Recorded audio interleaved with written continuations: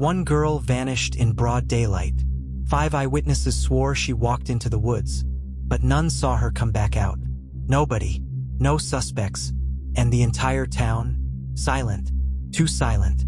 This isn't just a disappearance. It's a cover-up. In this video, we're diving deep into one of the strangest and most unsettling unsolved mysteries to come out of the American Midwest. A missing girl, a trail that goes cold too quickly, and a small town full of secrets. We'll uncover what the police ignored, who may be lying, and why some believe this case was never meant to be solved. And by the end, you'll be asking yourself the same chilling question locals have been whispering for years. What really happened to Ellie Westbrook? It was the last Friday of summer break, 2016, in the quiet town of Mill Creek, Illinois. A picturesque community where people left their doors unlocked and everyone knew your name. That morning, 17-year-old Ellie Westbrook told her mom she was going for a walk before meeting friends by the lake. She left around 10:07 a.m., wearing a blue hoodie, black leggings, and white sneakers. She never came home. First, no one panicked. Ellie was a responsible student, a varsity swimmer, and popular among her classmates. Her mom, Renee Westbrook, figured Ellie lost track of time. But by evening, when her phone went straight to voicemail, panic set in. By 8 p.m., she was officially reported missing. The police started a search immediately, but that search was shockingly narrow.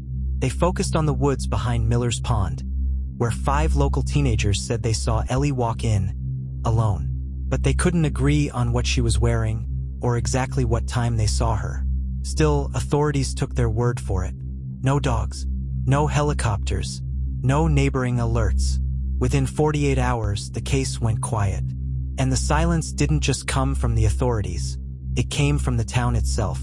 Mill Creek has a population of just over 4,000. It's the kind of town where everyone goes to the same church, same barber, same diner.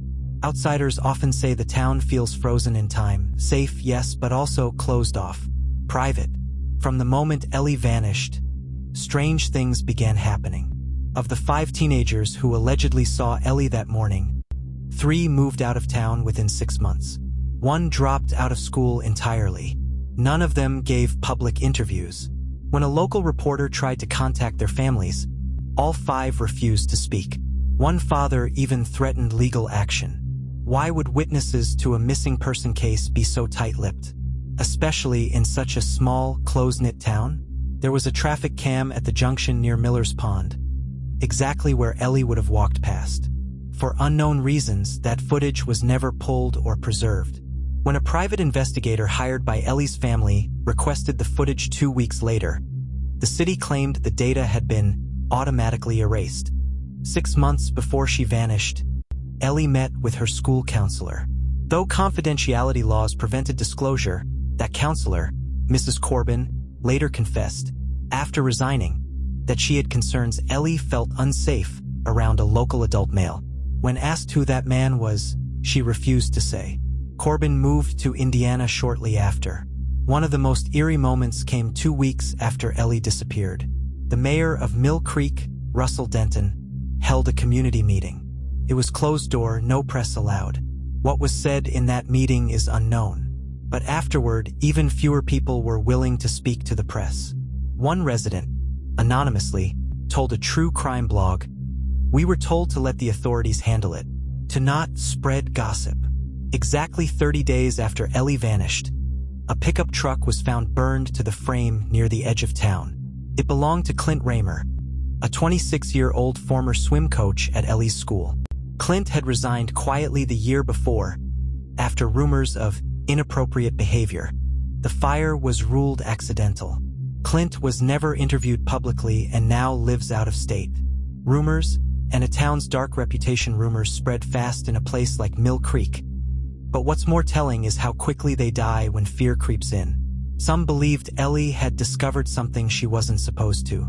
Others thought she was planning to leave town, and someone stopped her.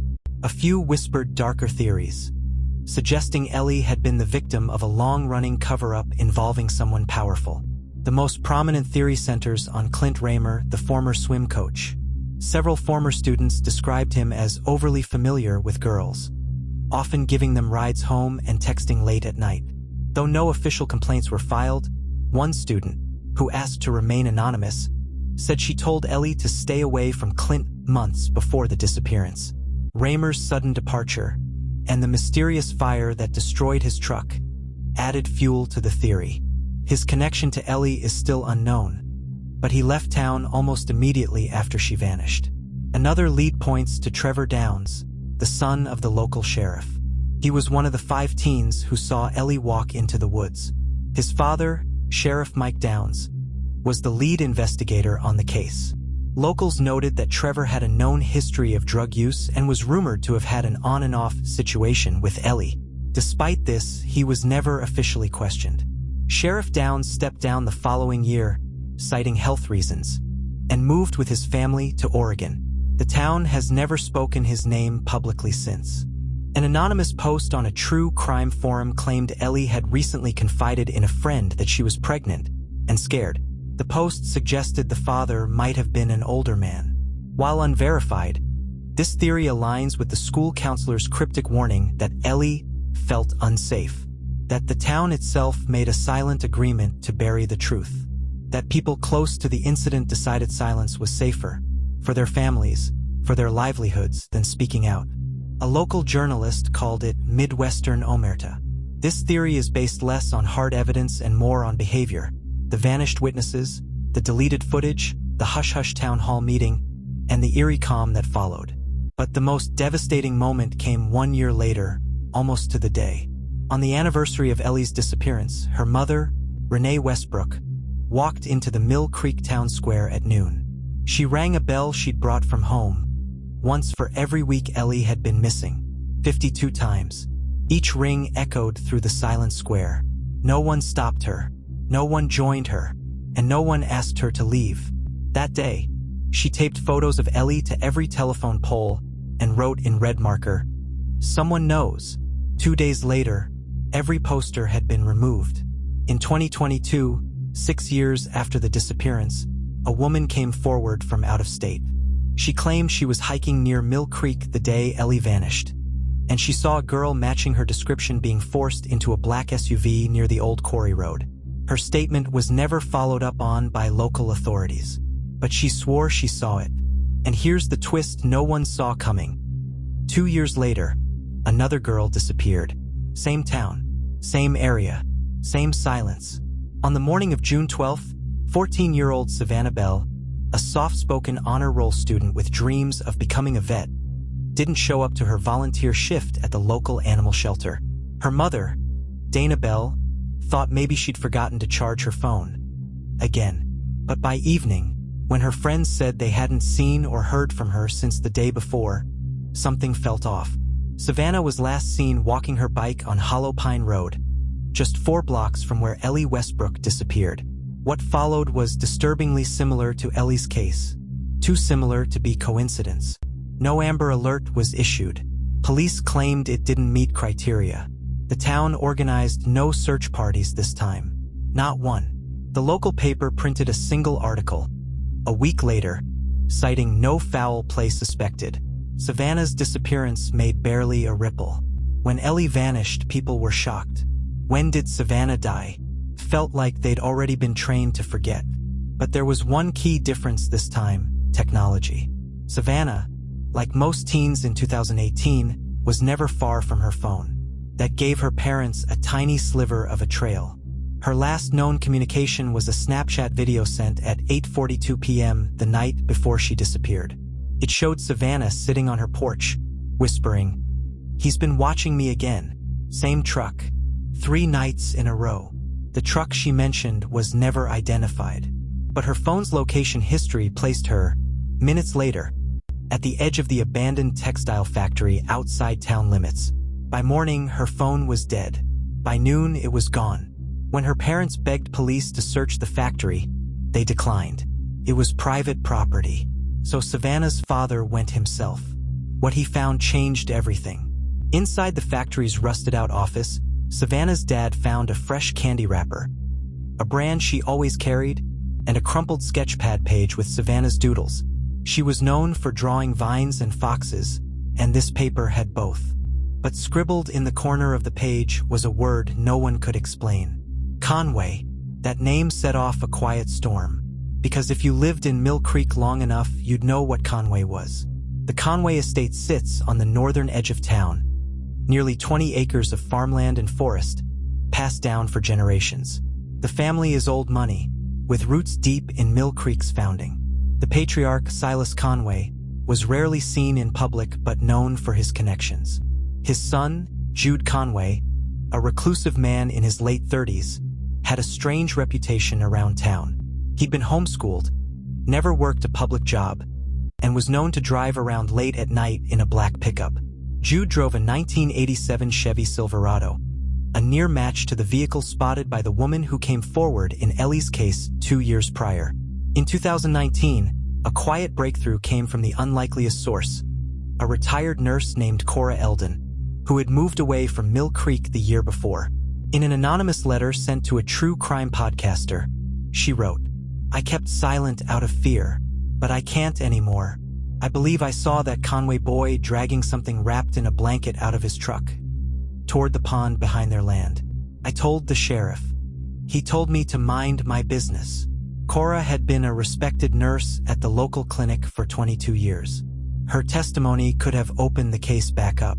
But when authorities were pressed, they dismissed the letter as hearsay. Still, private investigators took it seriously. They began researching the Conway family's land, which included access to Old Quarry Pond, a secluded, man-made body of water never included in any police search. Drone footage taken by the team showed something bizarre.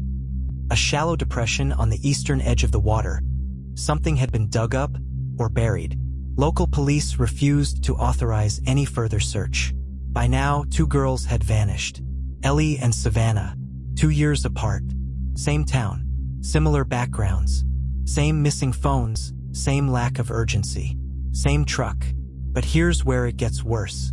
A Freedom of Information Act request made by a national investigative journalist finally uncovered something buried deep in town records. Between 2003 and 2018, 5 other teenage girls had been reported missing from surrounding counties, within a 30-mile radius of Mill Creek. Of those 5, only 1 was ever found. Her case was ruled an accidental drowning, despite bruises on her wrists and no water in her lungs. What's more chilling, that drowning victim had dated Jude Conway when she was 15. The dots were finally starting to connect, but time was running out. The Westbrooks and the Bells, 2 grieving families, joined forces in 2020 and hired a civilian task force. Ex-FBI agents, lawyers, tech experts, and volunteers. Their mission? To force Mill Creek to give up its secrets. They filed lawsuits, held vigils, paid for billboards, but for every step they took, something pushed back. A Westbrook family car was set on fire. The Bells received anonymous letters, warning them to let sleeping dogs lie. A former police clerk who agreed to leak documents suddenly recanted and disappeared from public view. When pressure mounted on the Conway family, their lawyer issued one cold statement. The Conway family has been harassed and defamed. No member of this family has ever been charged, questioned, or found to be involved in any criminal activity. That was technically true. But then, in 2023, an investigative journalist received a voicemail that would turn the story upside down. It came from a burner phone, routed through 3 states. The voice was distorted, but the words were unforgettable. Check the storm drain behind the dollar stop on Route 12, under the second grate. You'll find what they missed. The journalist went. He found it. Wrapped in plastic was a cell phone. Savannah Bell's, confirmed by serial number. The phone was damaged, but recoverable. And on it, a 12-second video. Blurry, distorted. But in it, a girl's voice whispered, "They took Ellie first. He said I'd be next if I talked. Mom, I love you." Cut. No timestamp. No location data. But the voice matched Savannah's. And in the background, the distinct metallic slam of a barn door. Mill Creek has only one functioning barn of that type. It's on the Conway property. No searches have been conducted on the Conway estate. Sheriff Downs, now retired, has refused all interviews. The DA won't return calls. And Jude Conway? He's vanished. His property is guarded. His home, dark. His family, silent. But locals are speaking more now than ever before. Anonymous tips are trickling in. Someone even nailed a sign to the courthouse steps last month. 2 girls are gone. You think we won't burn this whole town to the ground to bring them home? The town that knew more than it said? It may finally be ready to talk. But the question remains. How many more secrets lie buried beneath Mill Creek? And how many more have been buried for good?